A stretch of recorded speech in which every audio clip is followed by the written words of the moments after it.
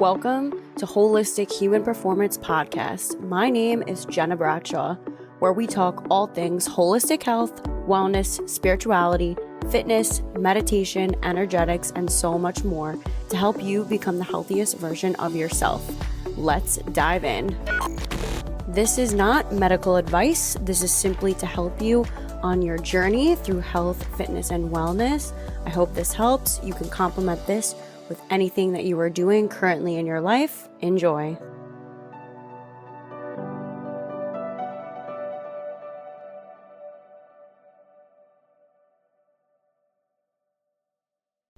Have you ever felt absolutely hopeless when it comes to your health, body pain, chronic disease, mental and emotional distress, and your stress management? Yeah, I've been there too.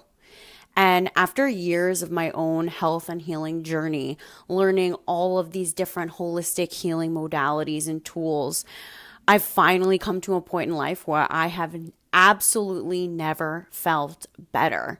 And I want to teach you those tools.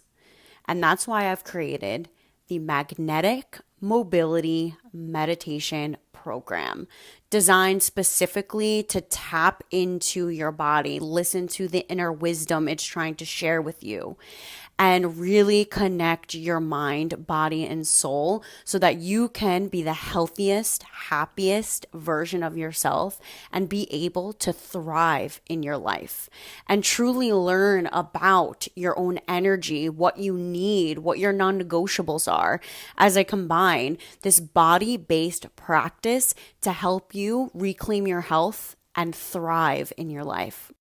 And did I mention that you get a 5-day free trial to the Holistic Human Performance Wellness Center, where you can access all these different programs, on-demand videos, meditations, breath work, movement, exercise, nutrition coaching, all to help you biohack your life, enhance your health and well-being, and to help you have these tools that you can put in your toolbox and you can utilize them whenever, wherever you need.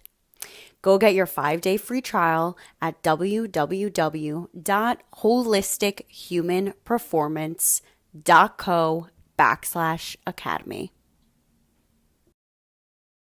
Hello, everyone, and welcome to another episode of the Holistic Human Performance Podcast. I'm your host, Gena Bradshaw, and today we have a very special guest, Deb Krier. Her and I just met, and we are pretty much soul sisters. We have so much in common. She is also a 2-time cancer survivor. Three-time. Oh, we're going to get into it, sister. Oh, man. She is, and just her energy alone, like, I can't even wait to just, like, spit fire questions and just have her go at it. She's an entrepreneur and cancer advocate. So throughout this adversity, she really flipped and turned that around into her soul mission and purpose. She founded tryingnottodie.live. She champions resilience and empowerment, inspiring others to navigate their cancer journey with courage and power. Without further ado, welcome to the podcast, Deb. Oh my gosh, Gena, we are going to have so much fun. And first of all, I want to say thank you, so much. I am so honored to be your guest because we're going to have a great chat. But yes, thank you. I am very honored to be your guest. Thank you. I can't wait. So I want to just dive right into it. So you said you're a 3-time cancer survivor. So bring us through. I win. Yeah, you do win. Oh, God.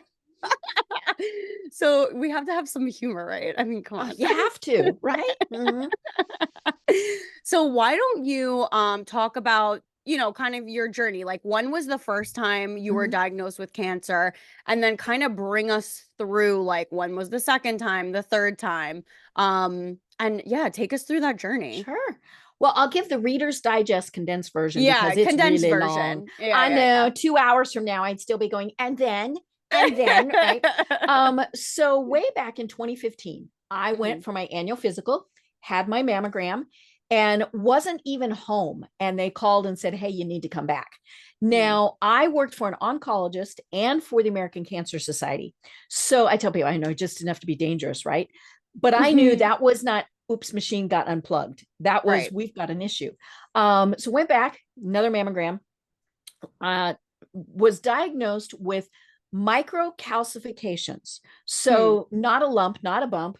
The computer saw these, and so I go to Dr. Google and, type that in and discover that most women of a certain age have these things as our bodies change. As our hormones change, your body just starts putting these little bubbers out there. And the vast majority of the time, there's no problem. But I'm special. And so, they did turn out to be malignant. And what happens is those itty bitty little specks start coalescing and forming bigger specks, right? But the diagnosis was stage 0, which, as you know, means like we're not concerned, right? And so there was no rush. I went, I met with the breast surgeon, and she wasn't overly concerned. We did a couple stereotactic biopsies. Those were really fun. Not painful. Yeah. Oh yeah. But those came back negative. But we were aiming for itsy bitsy little speaky things, right? So then I had a breast MRI. Again, not a fun thing. Wiggled during it because, as you can tell, I'm a little high energy, and so they said you got to do that again.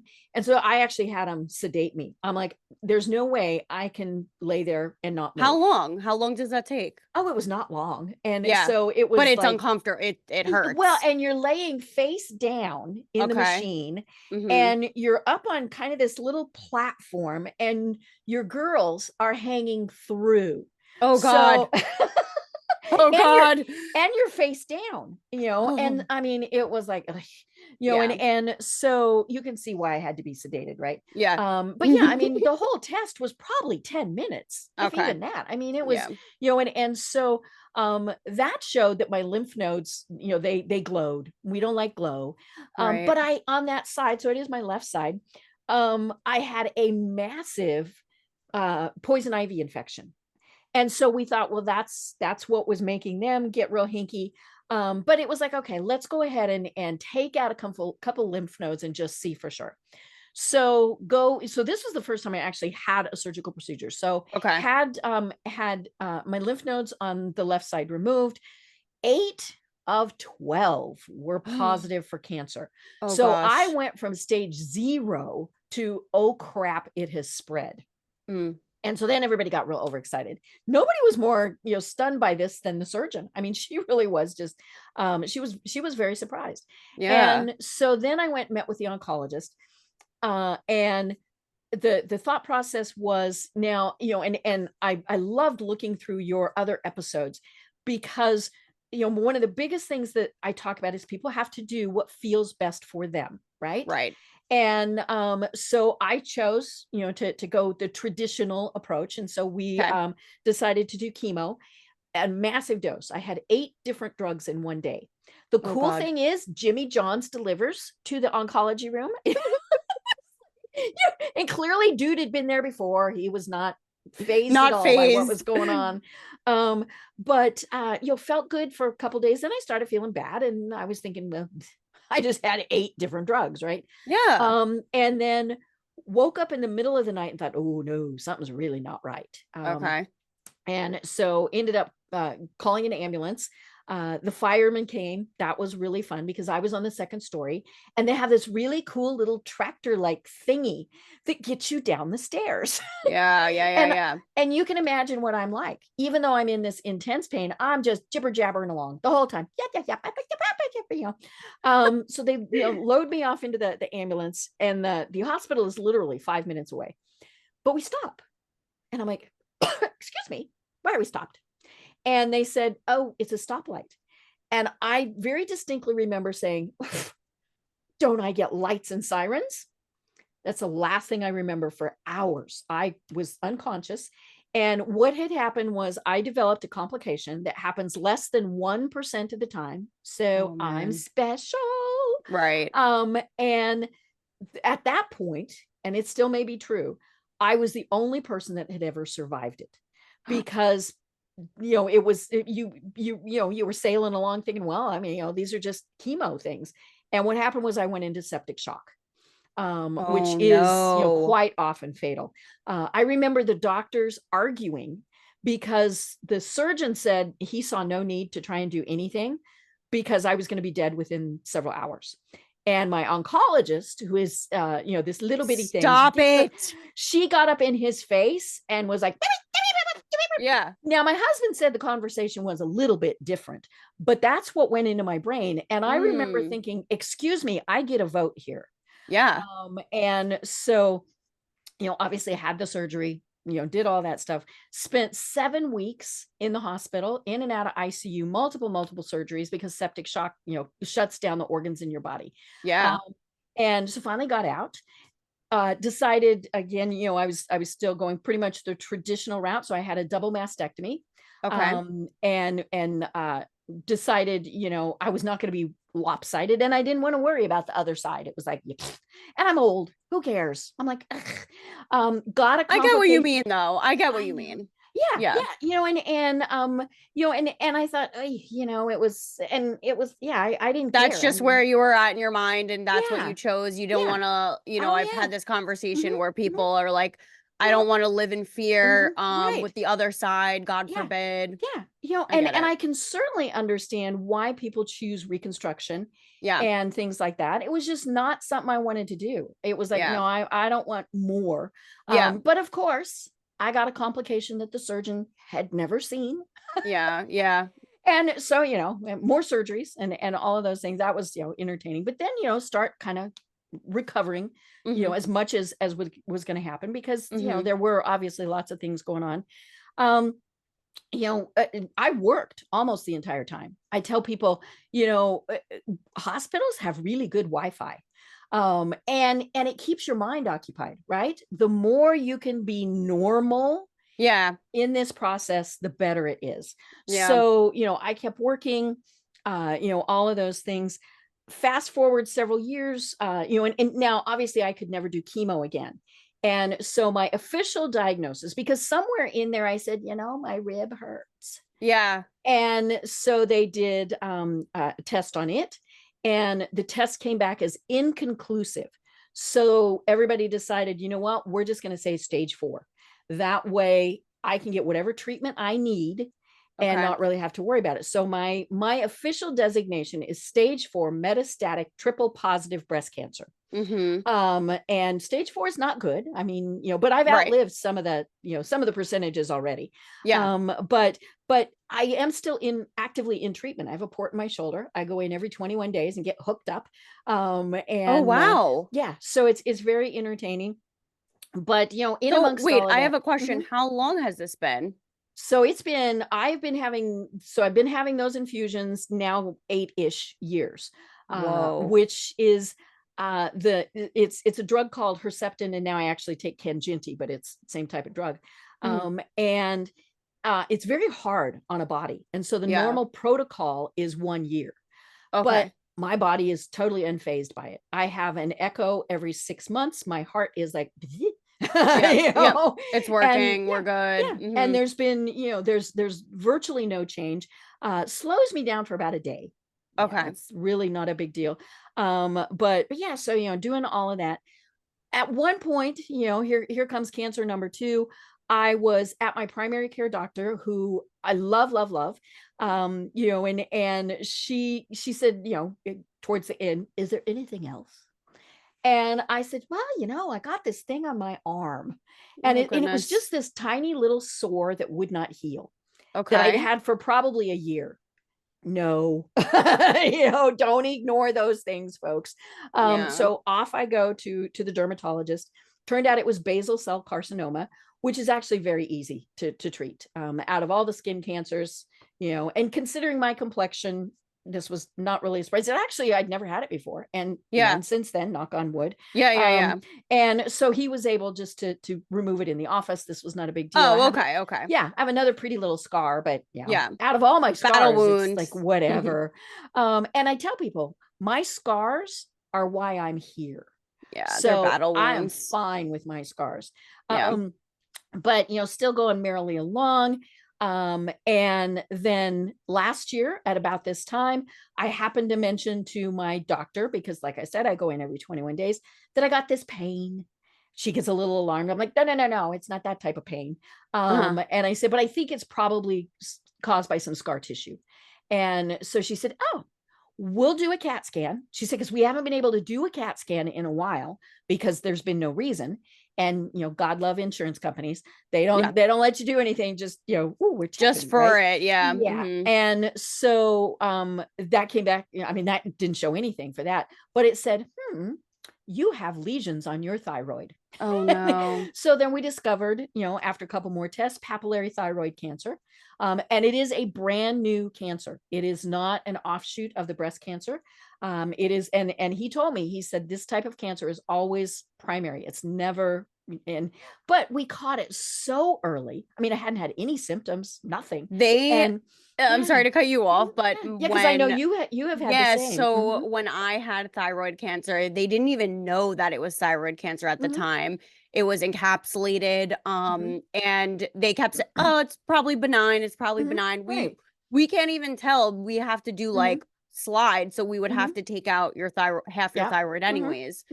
And with that, they were like, oh, this is like the easy cancer to take care of. Like, that's what they say. I'm like, okay, like yeah, because your mind, when you hear cancer, goes zzz, yeah, right? you freak out. Yeah. And so I did had a biopsy, and the biopsy did show that it was cancer, and I was like, oh, okay. And so go in and have that out, but and now you'll love this. Mm. So my surgeon, this is at least the 5th or 6th surgery that he has done. I would walk on fire for that man. I mean, love him to pieces. But they tell me, we'll put the incision, and the incision is what, about 4-ish inches long, right? Yeah. We'll put the incision in one of the wrinkles in your neck so it won't show. And I went, yay. Yeah, I don't know what to take that as, but okay. I'm glad I have wrinkles, but yeah, and so the thing was, since they caught it so early, it was done. We didn't have to have any further treatment. There was nothing else. Did they take out the whole thyroid? They did. They took out my whole thyroid, and so now I do have to take the thyroid replacement medicine. But so you have to take a pill every day. Whoop diddly. And you've been through enough. That's like the least of your worries. I was at this point. This is easy. But in amongst all of that was when I started trying not to die.live.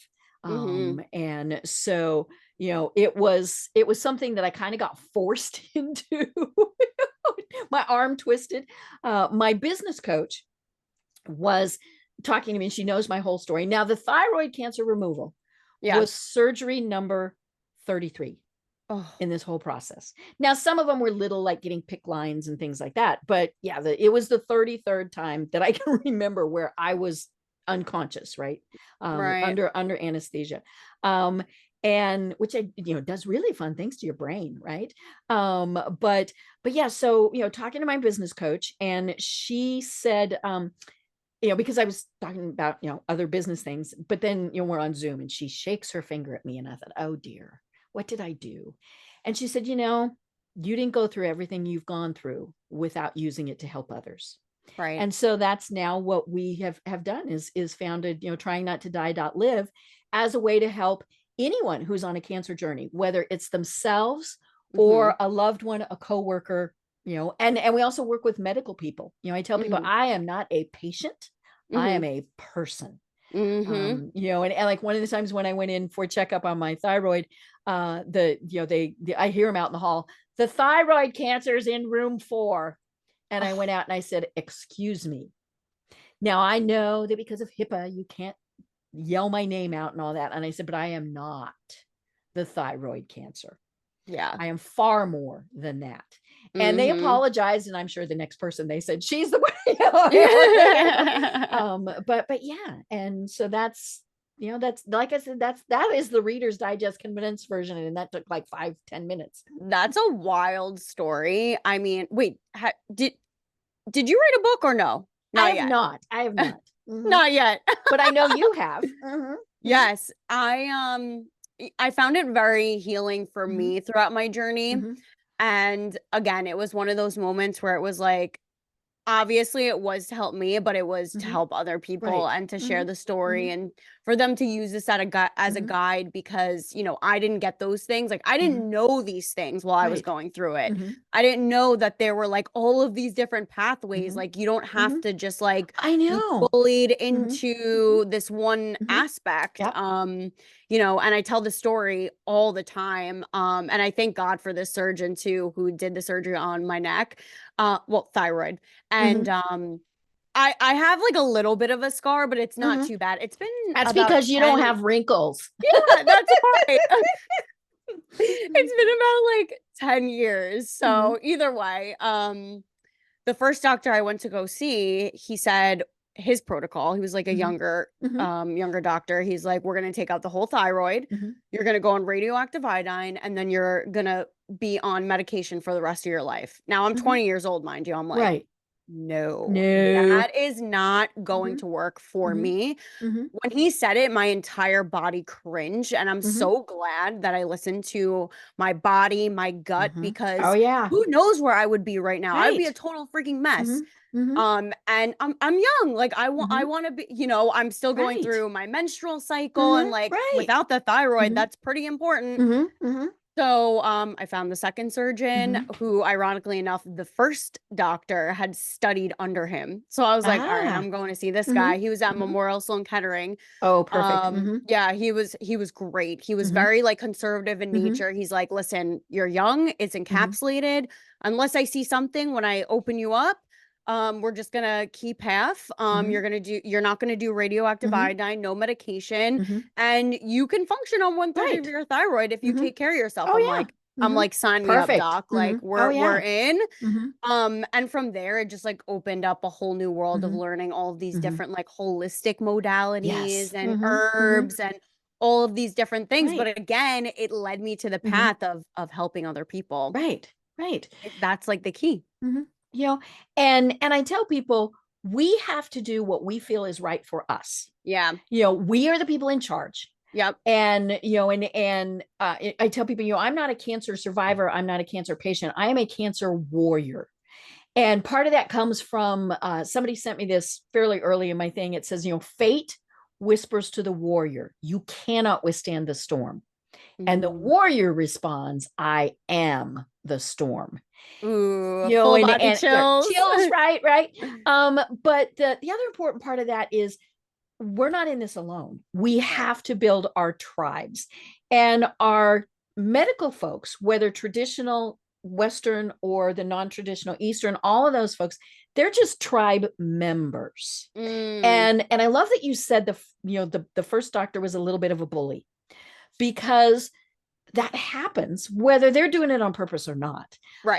But because they know it all, and they do, right? But it's on us to get that information. Now, I mentioned that I go to Dr. Google. Don't do that, folks.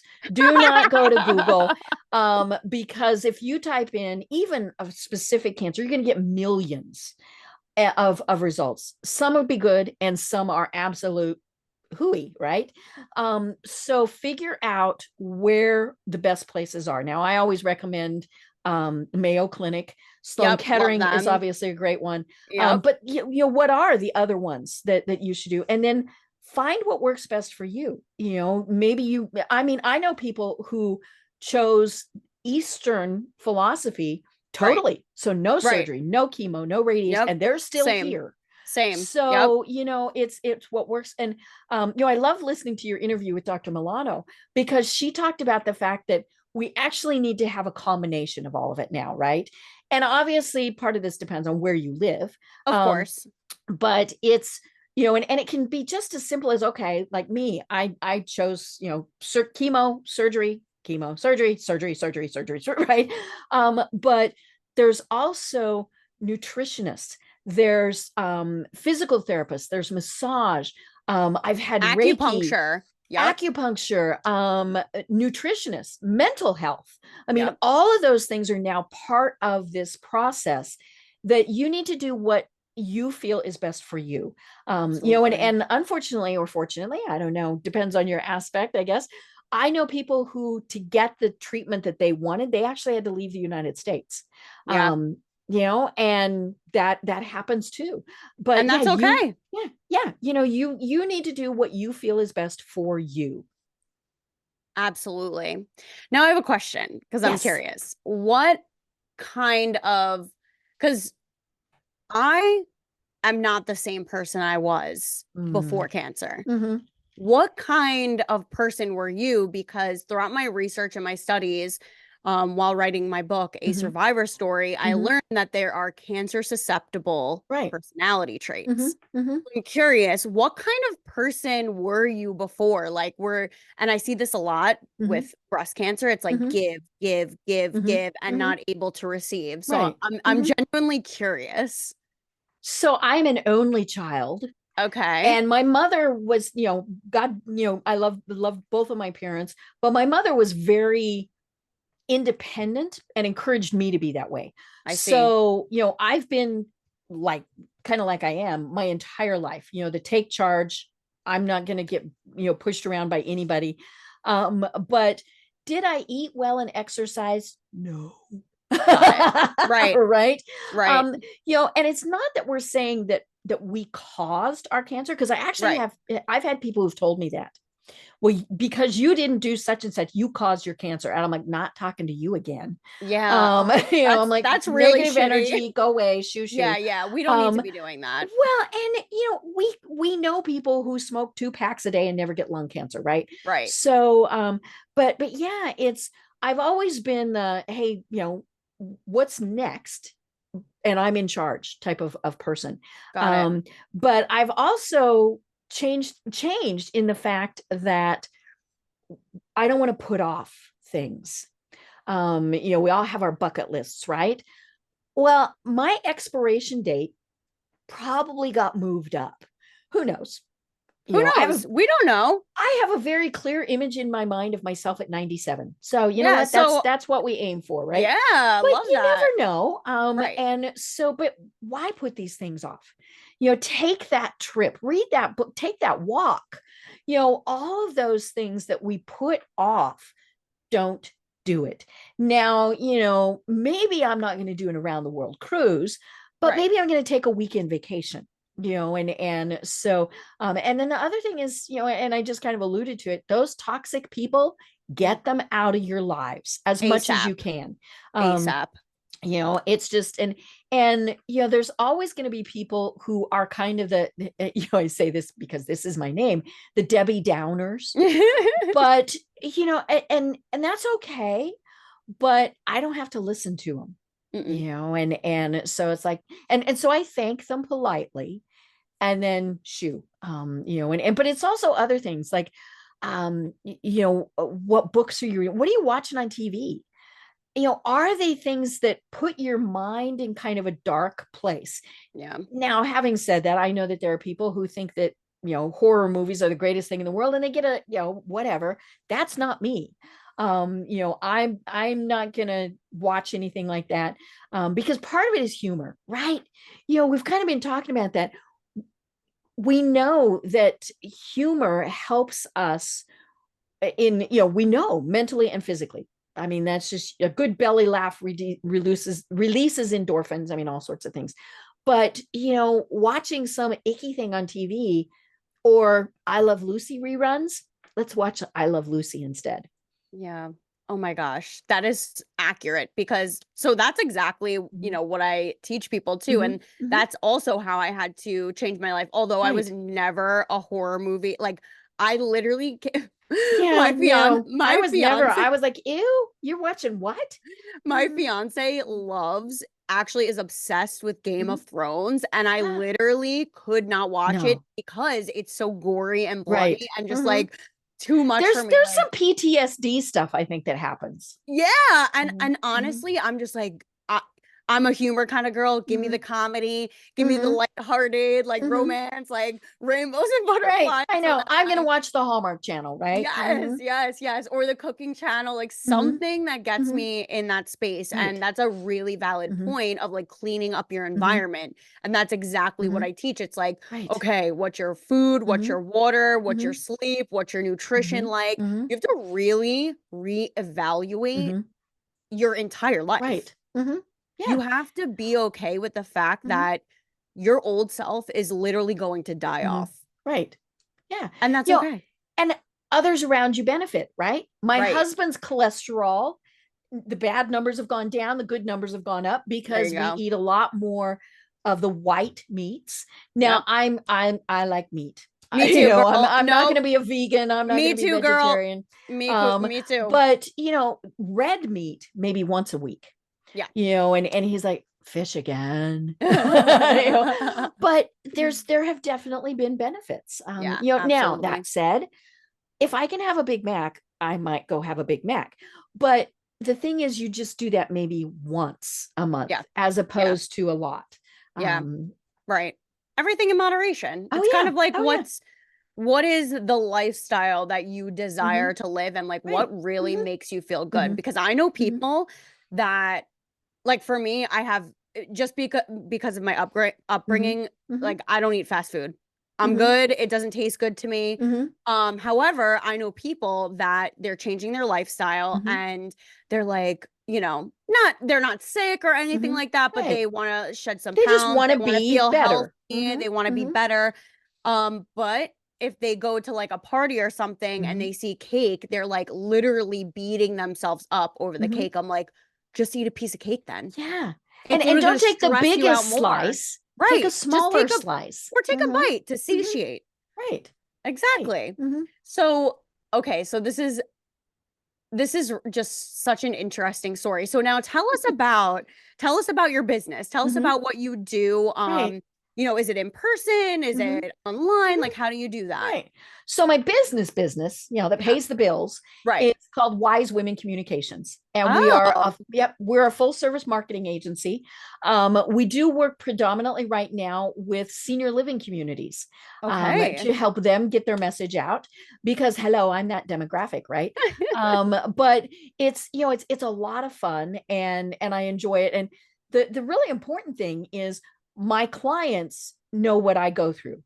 Mm, And you know, and that's always a tricky thing. Do you yeah. tell your employer, your clients, your coworkers that you're going through this journey? And some people choose to, some people choose not to. I mean, Yeah. you know, and there's a variety of reasons for that. My clients know, you know, every 3 weeks I lose a day or two. Yep. You know, but that's it. You know, and so, you know, I love my clients. I think that's great fun, but it does allow me the flexibility to be doing trying not to die.live. Mm, And so, you know, like we said, that is the website. And it's you know, we've got a private Facebook group and we do it as private so that we don't have the people who are going to cure us, yeah, right? yeah, I bet yeah. you had those, you know, Yeah, yeah. and you know, and are there people who are going to, you know, make us healthier? Yes. You know, that is, but you know, I had one person and it was somebody, this was somebody I knew. I Mm, mean, so not just, you know, mm-hmm. fly by night. They had a protein drink. Okay, that's great. Because of everything I've been through, I need a lot of protein. Yes. So, you know, talking to them about that. Plus, protein is just good for you, right? I love that you just said that, by the way, I know. because it is like I Yeah. get some people that are like Mhm. demonizing No, protein. protein is good for you. And it's really It funny boosts your because immune yeah, system. and you'll note, yeah, because you really need protein in your gut, which Yes. is your immune system and all that good stuff. But yeah, and and it's really funny because people who don't get enough protein will crave it. Yes. Whether they're craving cheese or maybe meat or something like that. But yeah, so you know, she had this protein drink, and I'm okay, you know, and but then she tells me now it will cure your cancer, and Oh. I said, oh, just exactly like you did, and you know, and but I didn't say, you know, Yeah, sorry, but yeah. no, I just, you know, and so I thanked her politely because she Hmm. was trying to help, right? Yeah. But then she wouldn't let it go and wouldn't let it go. She was going to cure me. She was going to cure me. And I finally said, you That's know so what? weird. if you had the cure for cancer, you wouldn't be selling it out of the trunk of your car. Ah! You know, friendship done. You know, Oh um, man, yeah, and this was a but friend. No, you no, know, no, no, and no. it's but and you do get, I mean, like I've had people who have told me never do this, never do that again. And again, they mean well, Yeah, but it's like the thing with cake. Okay, have a bite, have a small piece, but don't eat it every day. right. And so, have a Big Mac, but once a month. And of course, what happens is I pay for it. My body is not happy. Yeah, So then I kind of have to think, okay, is it worth it right, to have that? And in many cases it's like, no, not so much. right. And so, let's go home. And maybe I was doing it because I was in a hurry. Okay, then I'm going to have a bowl I'm of gonna granola. prepare And next time, yeah, or yeah. I'm going to eat something that's healthy for me. Yeah, right, right, right. That's wow. No, I'm like I'm so happy that you just said that about protein because I'm on that Mhm, wavelength, girl. mhm, Um, so as you go on through this, right? What is I actually want to backtrack okay. because you're talking like entrepreneurship, right? Mhm, mhm, So, you're so jazzed up about like what you do too, and I mhm, could so see you in, the role that you play. mhm, And so I guess what are some tips that you have mhm, for people who are entrepreneurs mhm. and also going Right. through, Mhm, cancer? How mhm. how did you navigate that? Or like, so I can do what I do anywhere that I have internet. So I mean, Okay. that's one of the definite benefits to that. Okay. And but one of the first decisions really is, who are you going to tell and what are you going to tell them? Mm, Because there are people who will think you can't do the job, and so unfortunately, we want yeah. to hire somebody who can, Yeah. and or it's and obviously it is very different if you absolutely positively have to have that income. I Yeah. am very blessed in the fact that I have a husband who has really good job and really really good insurance. Yeah, yeah, That's yeah. a big benefit, right? But so you might have to have that job for the income, for the insurance. So that might dictate if you're going to tell people what's going on or not. Mm, But it really is a matter of, I think for me, getting that additional support. yeah. It was really funny when I first discovered that I had cancer. Some of the people that I thought would be my biggest advocates dropped off the face of the earth. Now, some of them I'd been friends with for many, many years, and I don't know why. Clearly that friendship had run its course, and I just, Right. we hadn't killed it yet.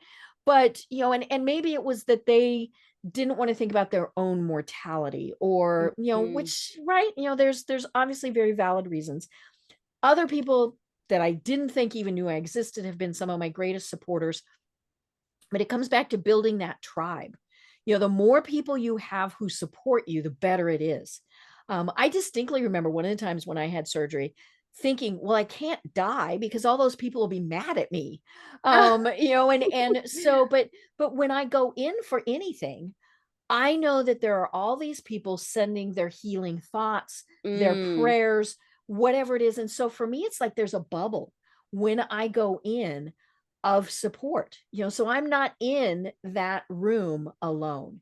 And mm, it's interesting because we do feel in many ways like we are alone, and we are the only people being jabbed, poked, poisoned, whatever. right. um but we need that support system, whatever it is. We need those people to support us, and maybe your support system is 2 or 3 people. Mine is hundreds. But yeah, it's whatever you need. And don't be afraid to let them help you. Somebody told me, honor them by giving them the opportunity to help you. And I just Mm, love that. I thought that was the greatest thing. that's beautiful. And you can't do it alone. I Right. mean, Mm-hmm. it's gonna be you gotta have that Mm-hmm. support system that's gonna be able to hold you Right. up. There's a Mm-hmm. book, The Power of Eight. I'm forgetting the Mm-hmm. author, but it's all about how they've done research Right. on when people meditate Mhm, together, it mhm. sends out frequency to the Right. There's a entire different vibe. community. Mhm, mhm. Yes, it Yeah. amplifies. Mhm. And so I'm so glad that I mean, you look amazing. Yeah, Thank like you. your Thank journey you. is incredible, although challenging, and obviously wouldn't wish it on your worst enemy. It's just one of those things that like Mhm. this brought you to your mission and your It purpose. has, and people say, would you not do it? Well, duh. Yeah, I really would. Okay, I don't want 33 surgeries and Not all of this. preferred. Right. But it's kind of like the scars, right? Yeah, If we didn't have them, we wouldn't be who we are. right. That's so true. Wow, thank you so much. So are there any, as we wrap up, are there Mhm. any words of wisdom you would like to leave the listeners? You're in charge. You Mm, really are in charge, and it doesn't matter what it is. And ladies, take care of yourselves first. We get so caught up in being the caregiver hmm that we forget that we have to take care of ourselves first. hmm And just really make sure that you prioritize yourself, and we'll go far. Love that. Thank you, thank you, thank you. Oh, beautiful. So, Deb, where can people find you? Well, first, thank you again, Gena. This has been You're absolutely wonderful.